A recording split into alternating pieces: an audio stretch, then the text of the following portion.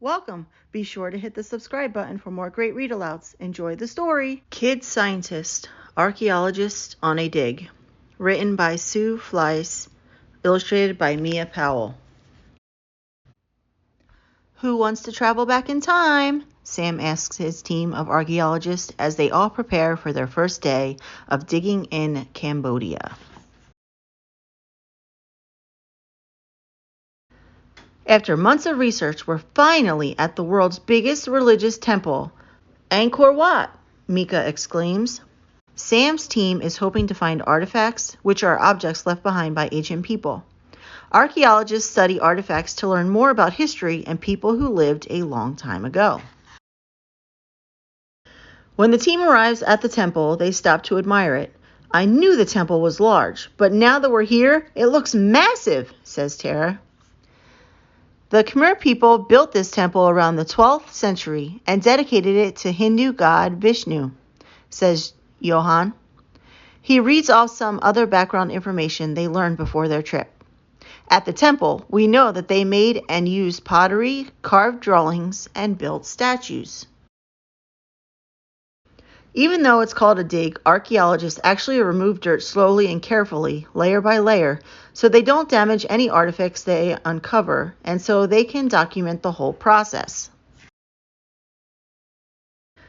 Pass me the string, calls Tara, as she and Johan start to create a measured grid over their work area. The grid helps the team keep track of exactly which square they find objects in. Johan takes pictures of the whole site, creating a photo log to study later.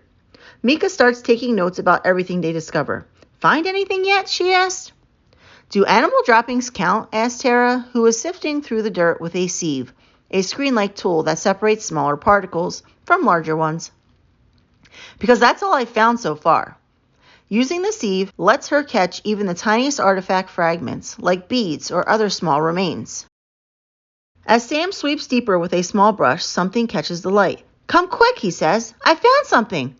The team rushes over to see. Maybe it's art, says Johan, like a statue. Or pottery, says Tara. Whatever it is, says Sam, it could be important.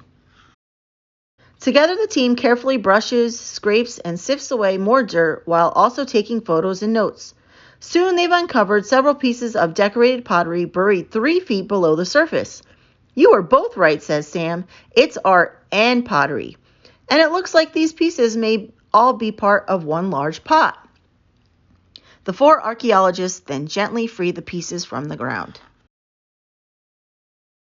Once the pieces are labeled with their grid locations and photographed, the team carries them to the tent for analysis.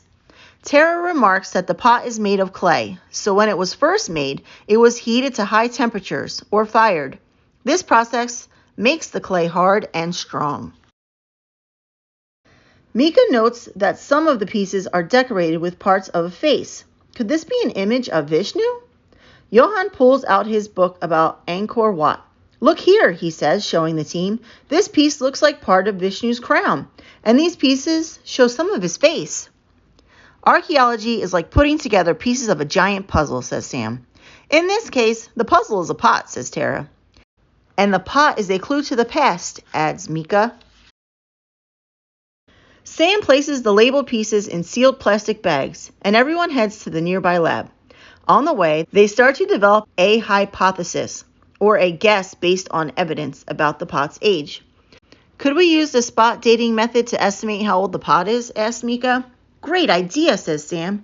Since we already know that the Khmer people lived in Angkor Wat between the 12th and 15th centuries, we can guess the pot's age based on that history.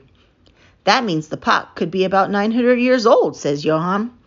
That's a good guess, says Tara. But how will we know if it's right? We'll have to get cooking, says Sam. Great, says Johan. I'm hungry.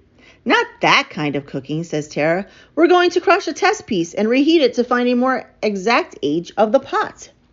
It's a technique called thermoluminescence dating, or TL, says Sam. Thermo meaning heat, luminescence meaning light. We can use it to figure out the ages of objects that were heated a long time ago, like pottery, lava, or even dirt and rocks that were once warmed by sunlight. So it will tell us when our pot was originally fired by humans? Asked Mika. Exactly, says Sam. When the pot is reheated now, it will release light. The TL machine measures the exact amount of light that is released, and from those numbers, we can calculate how long it's been since our pot last got really hot. In this case, when it was made. Sam heats the broken sample in the TL machine. The team watches and waits. The pieces are glowing, says Mika. When the process is complete, the team reviews the machine's measurements. Based on these measurements, says Sam, the pot we found is 870 years old. That supports our hypothesis, says Tara. I wonder what the pot was used for, asked Johan. Well, the Khmer people's agriculture was mainly rice and fish, says Mika, so maybe this pot was used to store food.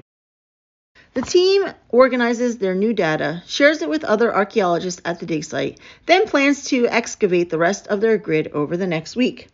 When they finish digging, they will write up and publish their research so other scientists and historians can learn more about Angkor Wat's history. Rice and fish sound delicious, says Johan. Now can we eat? The team breaks for a well-deserved meal. Dig in!